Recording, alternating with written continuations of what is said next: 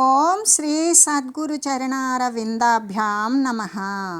ఓం శ్రీ గణేశ శారదా సద్గురు మంగళమూర్తిభ్యో నమః. ఓం నమో భగవతే వేదవ్యాసాయ నమః. ఓం నమః ప్రణవార్థాయ శుద్ధ జ్ఞానైకమూర్తయే నిర్మలాయ ప్రశాంతాయ దక్షిణామూర్తయే నమః. ఓం ఈశ్వరో గురురాత్మేతి మూర్తిభేద విభాగినే వ్యోమవద్వ్యాప్తదేహాయ దక్షిణామూర్తయే నమః. శ్రీ గురుగీత తృతీయోధ్యాయము. అయితే శ్రీ సద్గురుదేవుని యొక్క జ్ఞానోపదేశం ద్వారా అన్నీ మార్పు చెందవలసిందే. అవి ఎలా మార్పు చెందుతాయి అంటే అజ్ఞానతమము అనేది నశింపజేసి జ్ఞానమయ మార్గంలో ప్రవేశింపజేసేటువంటిదే శ్రీ గురువు యొక్క జ్ఞానోపదేశము. ఆ జ్ఞానమయమైనటువంటి మార్గం ద్వారా బ్రహ్మానుసంధానం చేసి పరబ్రహ్మ సత్తాను పొందేటువంటి విషయమే శ్రీ గురుదేవుడు ఆశ్రయించినటువంటి భక్తులకి బోధించేటువంటి జ్ఞానైక విషయం. అంటే శ్రీ సద్గురు సన్నిధానంతో మార్పు చెందవలసిందే కదా. ఎలా మార్పు చెందుతాయి అంటే ఏవైనప్పటికీ కూడా అగ్ని సంబంధము చేత మార్పును చెందవలసే ఉన్నవి కదా. ఎలాగంటే అదే లోహమైతే అగ్ని రూపాన్ని దాలుస్తుంది. బంగారము వెండి లాంటి సున్నితమైనటువంటి లోహాలు ద్రవ రూపంలోకి వస్తాయి. మరి కాష్టములు అంటే కొయ్యలు ఏం చేస్తాయి, బూడిద రూపంలోకి వెళ్తాయి. ఇలాగా మరి ఇక వస్త్రాలు దూది ఇలాంటివి మసి రూపంలోకి వెళ్తాయి. ఇలాగా ప్రతిదీ కూడా మార్పు చెందవలసిందే. అలాగే మహాధైర్యశాలురు ఇంకా ధైర్యవంతంతోనూ, కఠినాత్ములు మంచి దయామయులుగాను, భక్తులు కానటువంటి వారు వీరంతా కూడా భక్తులు జ్ఞానులుగాను, భక్తులు కాని వారు భక్తులుగాను కూడా మారుతారు. ఎప్పుడు ఎక్కడ అంటే శ్రీ గురుదేవుని యొక్క అఖండమైనటువంటి తేజస్సుతో నిండిపోయినటువంటి సమీపమునందు వారంతా నిశ్చేష్టులే అవుతూ ఉన్నారు. వారి యొక్క చిత్తము అనేటువంటిది మార్పు చెందవలసినదే. కాబట్టి వేరే మార్గం ఉన్నదా అంటే లేదు. అంటే మహనీయుల యొక్క పరమదర్శనము ప్రతి ఒక్కదానికి మార్పుకే కారకం అవుతుంది. అయితే శ్రీ గురుదేవులు ఎటువంటి వారు అంటే తపస్సు ధ్యానము చేసి ఎలా వెలుగుతూ ఉంటారు, ఎంత ప్రకాశంతో తేజోమయంగా తేజరిల్లుతూ ఉంటారు అంటే స్ఫుటం వేసినటువంటి బంగారం లాగానే మాలిన్యాలన్నీ కూడా దూరం చేసేసుకుని జీవత్వము కూడా నశించిపోయి బ్రహ్మాకారులై ఉండడం చేత వారి యొక్క దర్శన మాత్రము చేతనే ప్రతి ఒక్కరూ కూడా పవిత్రులే అయిపోతూ ఉన్నారు. ఇంకా కూడా వారి యొక్క చిత్తం యొక్క పరిపక్వాన్ని అనుసరించి అంటే వారు ఉండేటువంటి భక్తి స్థితి, జ్ఞానస్థితి, మరి ఈ యొక్క అజ్ఞాన స్థితి అనేటువంటి రకరకాలైనటువంటి వారి చిత్తం యొక్క పరిపక్వతను అనుసరించి ఆనంద స్థితి, పవిత్రత మొదలైన వాటిని వారి యొక్క భక్తి జ్ఞానాలను అనుసరించి అవి ఇంకా కూడా పెంపొందుతూ ఉన్నాయి. ఇదే కదా భగవంతుని యొక్క శక్తి. ఆ భగవత్ స్వరూపం యొక్క శ్రీ గురుమూర్తి యొక్క కరుణాపాతము చేత, మరి ఆ తపో మహిమ చేత, జ్ఞాన మహాత్మ్యం చేత ఇదంతా కూడా మహర్షి దర్శనము చేత మాత్రమే ప్రయోజనవంతాలు అవుతూ ఉన్నాయి. కాబట్టి అందుకే రాజులు, చక్రవర్తులు, సార్వభౌములు వీరంతా కూడా మహనీయులు, మహర్షులు, సాధుపురుషులు శ్రీ సద్గురుదేవులు వీరి వద్దకు వచ్చి వారి యొక్క సమీపమునందు వారి యొక్క పాదాల పద్మాలయందు వారి మణిమకుటమయమైనటువంటి శిరస్సును ఉంచి కూడా ఎంతో వినమ్రతతో మ్రొక్కి వారి యొక్క తేజస్సునందు వారు కూడా పవిత్ర భావంతో నిండిపోయి చక్కని ప్రజానురంజకమైనటువంటి పాలనను అనుసరిస్తూ ఉంటారు అని చెబుతూ అసలు ఇటువంటి గురుదేవుని యొక్క జ్ఞానమహిమను గురించి విచారించిన దానికి ఫలితం ఏమిటి అంటే గురుదేవుని యొక్క సాన్నిధ్యము. అంటే గతంలో లేకపోయినా ఇప్పుడు సంభవించిందనుకో మార్పు ఇప్పటి నుండే ప్రారంభమవుతుంది. ఎలాగా జ్ఞాన తేజో విరాజితమై మరీ కూడా ఆ ప్రభావం చూపుతుంది. అమృతమయముతో నిండిపోయి ఉంటుంది. అంటే మృత శరీరాలైనటువంటి శరీర ఉత్పన్న మృతాలు అనేటువంటివి జరిగే కార్యక్రమం అనేటువంటిది శాశ్వతంగా సమసిపోతుంది. కాబట్టి మహనీయులను దర్శించేటువంటి వారి మరి ఆ ప్రదేశాలలో నివసించేటువంటి వారి యొక్క చిత్తం కూడా చిదానంద ఆకార పరబ్రహ్మాకారమే అవుతూ ఉన్నది. ఎందుకు? నిరంతరం కూడా అదే స్మరిస్తూ అదే దర్శిస్తూ ఆ పవిత్రమైన భావముతో గురుపాదాలను స్పర్శిస్తూ ఉన్నప్పుడు ఆ వాణి యొక్క చిత్తము ఏ ఆనంద ఆకారాన్ని అయితే పరిభ్రమిస్తూ ఉంటుందో ఆ పరబ్రహ్మ స్వరూపాన్ని అది స్మరించి స్మరించి పరబ్రహ్మాకారమే అవుతూ ఉంటుంది. అంటే పాపాలు నశించిపోతే పవిత్రతనే చూస్తూ ఉంటుంది కదా. అలాగే పరిశుద్ధమై క్రమంగా జ్ఞానరూపమై గొప్పదైనటువంటి పరమశాంతిని పొందుతూ ఉంటుంది. ఈ విషయాన్ని అనుభవము చేత గుర్తెరిగితే మాత్రమే స్పష్టమవుతుంది. లేకపోతే పెద్ద మార్పులు ఏమీ పెద్దగా కనిపించవు. ఎందుకు? అజ్ఞానంలో నిండిపోయినటువంటి జీవన విధానంలో అజ్ఞానమయమైనటువంటి దృష్టితేత శ్రీ సద్గురుమూర్తిని ఇంకెవరైనా మహనీయుల సరసన వెళ్ళి దర్శించుకున్నా స్పర్శించుకున్నా వీని యొక్క చిత్త భావన వీని యొక్క మానసిక స్మరణ ఆ పరమ పవిత్రమైనటువంటి మహనీయమూర్తిని స్మరించకుండా జగత్ సంబంధమైన విషయాలను స్మరించినప్పుడు అటువంటి స్మరణకు తగినటువంటి విషయాలనే వాడు లబ్ధి పొందుతాడు. అంతేకాని పరమగురుని నేను స్పర్శించాను, దర్శించాను, ఆయన దగ్గరకు వస్తే నాకేదో జరుగుతుంది, లబ్ధి పొందుతాను, మానసిక శాంతి కలుగుతుంది అని చెప్పావు కదా, మరి నాకు అలాంటిది కలగలేదే అంటే కలగదు. ఎందుకు? నీ చింతన అక్కడ లేదు. నీవు కోరిక మేరకు ఆయన్ని దర్శించావు, స్పర్శించావు.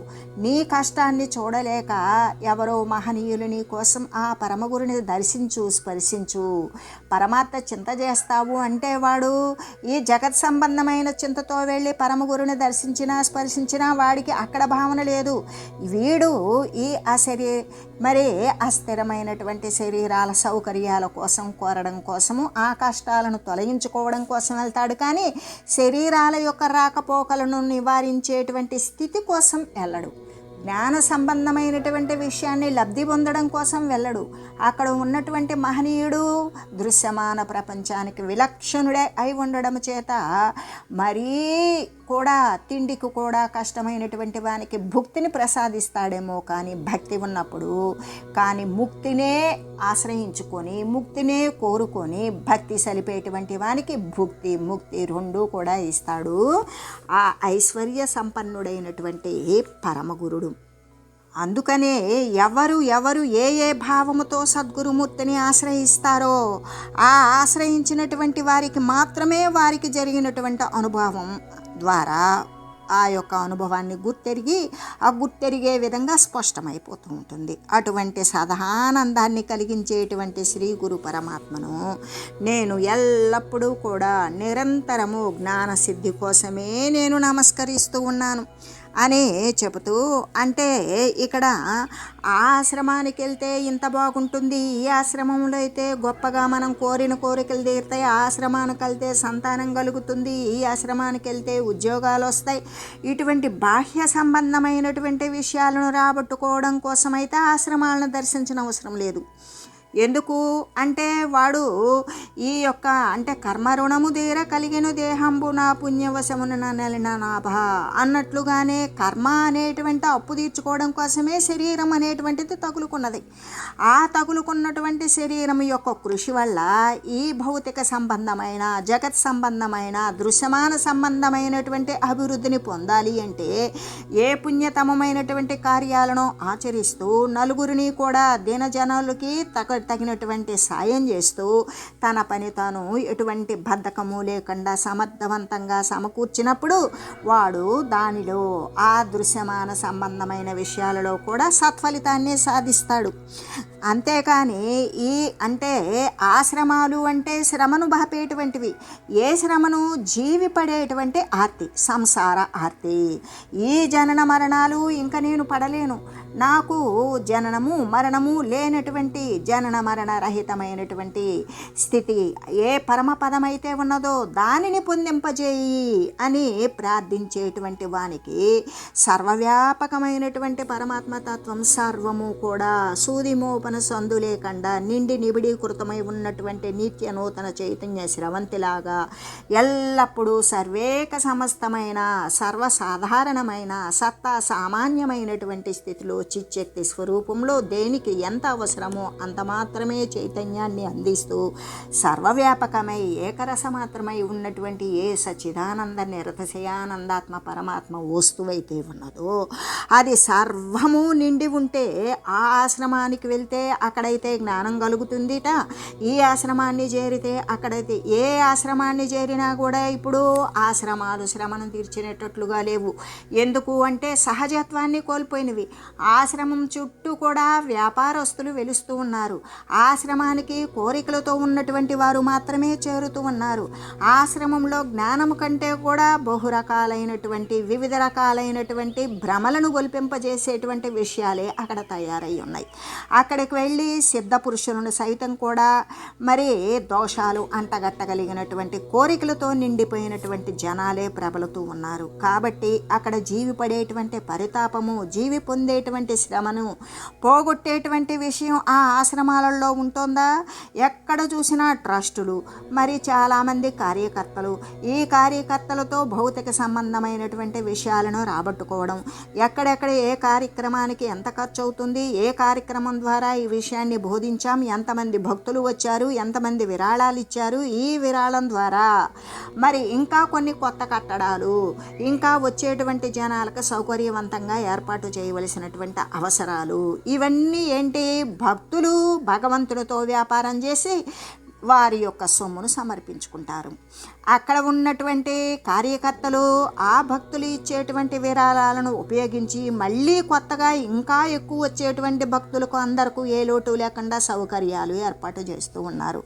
అన్ని వీరి ప్రయత్నాలు చేసుకుంటూ ఉంటే అక్కడి దాకా వెళ్ళవలసిన అవసరం ఉన్నదా?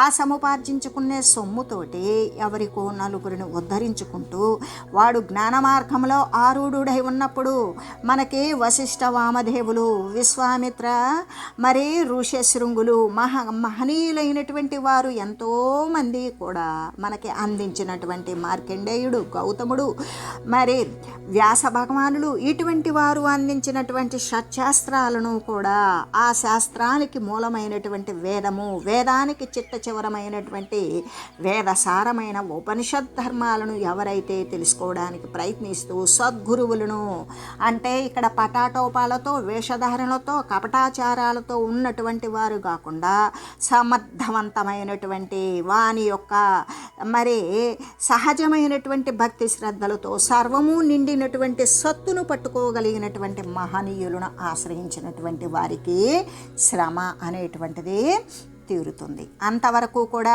శ్రమలు పడుతూనే శ్రమను తీర్చుకోవడం కోసం, అంటే ఇక్కడ శ్రమ తీరడం అంటే భౌతికమైనటువంటి సంపద ఎక్కువ కావడం. ఇక్కడ శ్రమ తీరడం అంటే వీడు సుఖంగా కూర్చొని 10 మంది నౌకరీలకి చాకరీలకి ఆదేశాలు ఇవ్వడం.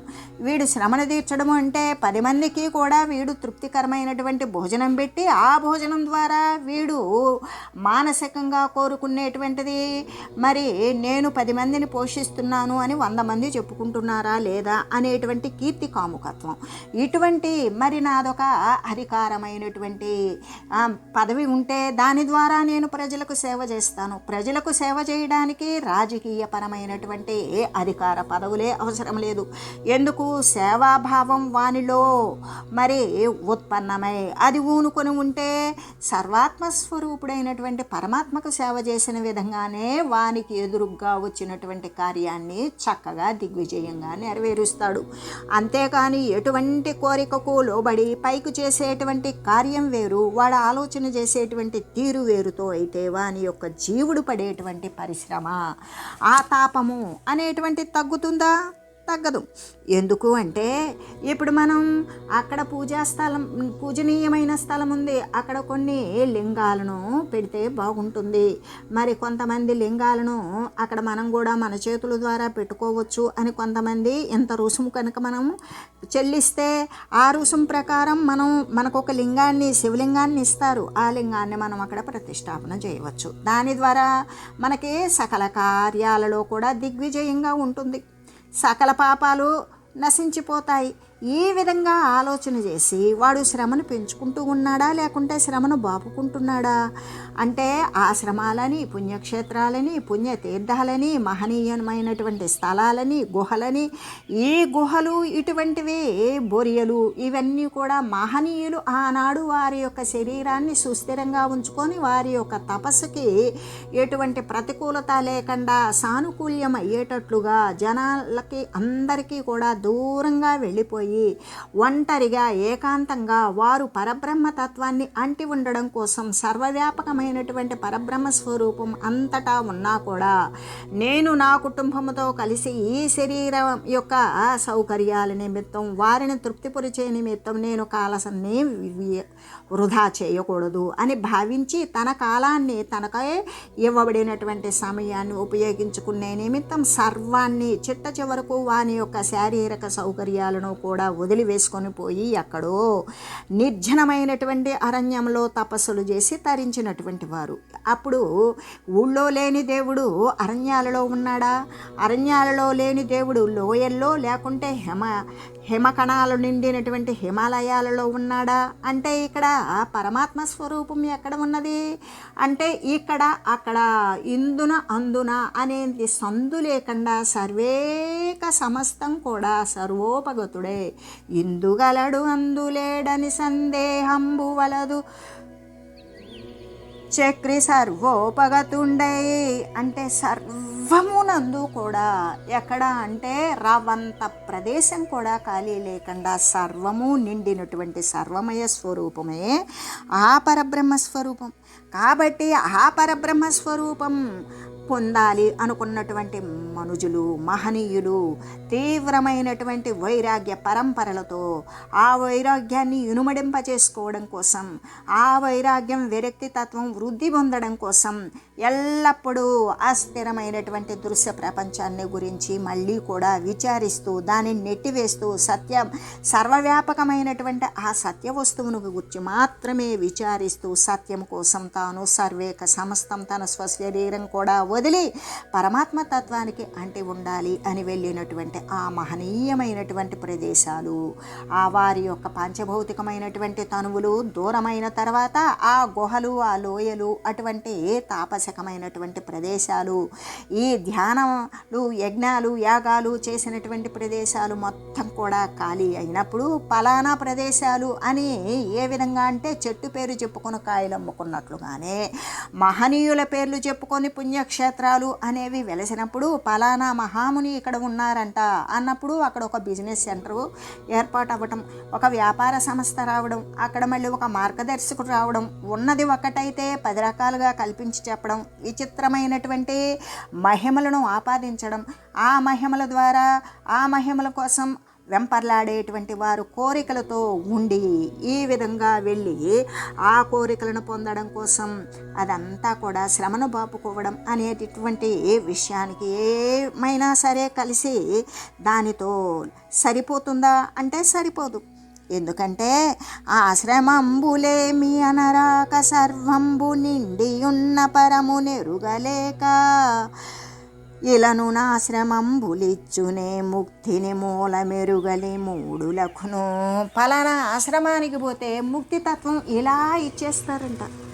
పలానా ఆశ్రమానికి వెళ్తే ఆ స్వామీజీ మనకి హస్తమస్తక సంధాన యోగం అనేటువంటి దాని చేత ఒకరేమో దృష్టిపాతము చేత, ఒకరేమో కరుణాపాతము చేత, ఒకరేమో శక్తిపాతము చేత రకరకాలైనటువంటి పేర్లతో పిలుస్తూ ఆ పేరు కంటే నేను పెట్టబడినటువంటి పేరు ఘనంగా ఉండాలని మరొక పేరును కల్పిస్తూ దానికి రకాలైనటువంటి వివిధ రకాలైన క్రియలను కూడా ఆపాదిస్తూ ఇలా చేస్తే ఉన్న ఫలంగా మనం ముక్తితత్వాన్ని పొందుతామంట. ఈ విధంగా అంటే ఉన్న పలంగా రాత్రికి రాత్రే మనం కోటేశ్వరులం అయిపోతామంట. ఉన్న పలంగా మనం శరీరంతోనే మనం స్వర్గలోకాన్ని పొందుతామంట. ఇటువంటి భ్రమలను కల్పించేటువంటి ఇవన్నీ కూడా శ్రమతో కూడినవి, వ్యయ ప్రయాసలతో కూడినవి. శ్రమకు వర్చాలి, డబ్బును ఖర్చు పెట్టాలి, మరి వాని యొక్క చిత్తం అక్కడ లీనం చేయాలి. ఇదంతా చేసినప్పుడు ఎంతకాలం వృధా అవుతుంది ఆ జీవికి ఇవ్వబడినటువంటి ఏది అరవుగ మానవాళికి 100 సంవత్సరముల ఆయువటందురు అంటే అక్కడ మనుజులకు 100 సంవత్సరాల ఆయు పరిమాణం అని చెప్పాం. అయితే అది అడవిలో పోవచ్చు, పిడుగుల ద్వారా పోవచ్చు, జంతువుల ద్వారా పోవచ్చు, ప్రమాదవశాత్తు పోవచ్చు, యాక్సిడెంట్ల ద్వారా పోవచ్చు, లేదా పాములు అటువంటివి కరిచిపోవచ్చు, లేదా వాడికి వచ్చినటువంటి అనారోగ్యాలు, హార్ట్ స్ట్రోకులు వాటి ద్వారా పోవచ్చు, లేదా ఎవరి చేత అయినా చంపబడవచ్చు. ఈ విధంగా అది ఎక్కడ అంటే ఏ వయసులో అయినా బాల్యమందు కావచ్చు, లేకపోతే యవనంలో కావచ్చు, వార్ధక్యంలో కావచ్చు, కౌమారమనందు కావచ్చు, మరి ఉన్న ప్రదేశంలోనే కావచ్చు, అడవిలో కావచ్చు, వేరే ప్రదేశాల్లో కావచ్చు, బయటికి వెళ్ళినప్పుడు కావచ్చు, ఎప్పుడైనా సరే తన శరీరాన్ని 100 సంవత్సరాలు ఆయు పరిమాణం మానవ శరీరానికి ఇవ్వబడింది అంటే ప్రతి ఒక్క మానవ దేహము కూడా 100 సంవత్సరాలు అనేటువంటిది ఉండడం లేదు. ఎందుకు? వాడు దానికోసమే తపిస్తున్నాడు, ఉండాలి, ఉంచేటట్లు చేయాలి అని. ప్రయోజన శూన్యం. ఎందుకు? అది వాని చేతిలో లేదు కాబట్టి. అందుకే ఆశ్రమంబులేమి, ఆశ్రమాలేంటి, ఆశ్రమంకి వెళ్తే ఈ ఆశ్రమంకి వెళ్తే అటువంటి ప్రయోజనాన్ని పొందుతాం. ఇటువంటి భ్రాంతులన్నీ వదిలేసుకుంటే సర్వము నిండి ఉన్నటువంటి పరతత్వాన్ని ఎరుగలేక అంటే సర్వము మనమేక్కడున్నాం, సర్వంలో ఉన్నాం, మనమేమై ఉన్నాం, సర్వమే అయి ఉన్నాం. కానీ మనం మన యొక్క శారీరక ఉపాధాన్ని ఈ యొక్క ఉపాధిని ఆవరణగా చేసుకొని మనం ఏం చూస్తున్నాం అంటే మన యొక్క శారీరకమైనటువంటి ఆవరణనే చూసుకొని ఇది సత్యం అనుకున్నప్పుడు సర్వం నిండినటువంటి సత్తుని మనం ఎలా చూడగలుగుతాం? అటువంటి సర్వము నిండి ఉన్నటువంటి పరతత్వాన్ని ఎరగలేక ఎలానో ఆశ్రమంబులిచ్చునే. ఈ యొక్క భూమిపై ఉన్నటువంటి కొంతమంది వాస్తవానికే వేసుకోవచ్చు, కొంతమంది ఆ వేసుకున్నటువంటి తపశ్చర్యలు ముగిసిన తర్వాత వారి శరీరాలు పతనమైపోయినాక మిగిలిపోయినటువంటి ఆశ్రమాలకి వెళితే ఏముంటుంది, దాన్ని ఆశ్రయించుకొని జీవనం గడుపుకునేటువంటి కొంతమంది ఉంటారే కానీ ఆ యొక్క ఆశ్రమంలో జ్ఞానోపదేశం చేసేటువంటి మహనీయులు అనేటువంటి వారు ఉండరు. ఉండకపోవడం వల్ల ఏమవుతుంది? వారి యొక్క మూఢత్వము అనేటువంటిది తగదు. ఆ మూఢత్వాన్ని పెంపొందించుకోవడం కోసమే ఈ ఆశ్రమాలు అనేటువంటివి పరిగెడుతూ ఉంటారు. ముక్తి అనేటువంటిది ఆశ్రమం ఇస్తుందా? సర్వము నిండినటువంటి పరబ్రహ్మ వస్తువు ఇస్తుందా? దానిని తెలుసుకొని చరించండి అని తెలియజేస్తూ ఓం మంగళం శ్రీ గురుదేవ్ ఆయ మహనీయ గుణాత్మనే సర్వలోక శరణ్యాయ సాధురూపాయ మంగళం. ఓం లోక సమస్త సుఖినో భవంతు. ఓం శ్రీ సద్గురు పరబ్రహ్మార్పణమస్తు. ఓం తత్సత్.